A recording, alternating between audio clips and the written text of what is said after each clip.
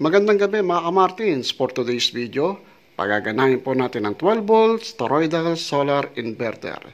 Isa po sa pinakamagandang inverter na mabibili dito sa Pilipinas.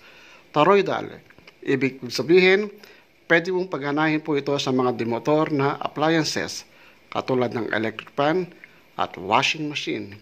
Kapag po hindi toroidal, ibig sabihin, may marinig po kayong ugong sa electric fan. At madali po masisira ang inverter. Kaya mas maganda po ang toroidal solar inverter. Yan, paganahin po natin ang solar inverter. Yan, i-on lang po dyan. Then, kailangan po may battery po yan. Nasa 150 amperes po ang battery ko. Then, ito naman yung switch. DU, ibig sabihin sa Meralco po ito. Ito solar.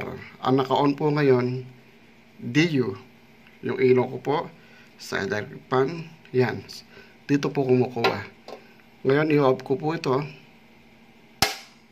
Then, ang i-on ko naman ay ang solar. Yan.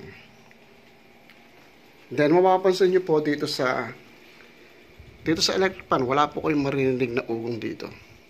Marumi na. Kailangan na linisin. Yan. Yan yung voltage. Gawa ng toroidal, hindi siya umuugong. Ito po ang toroidal solar inverter. Hanggang dito na lang po mga Martins. Bye-bye!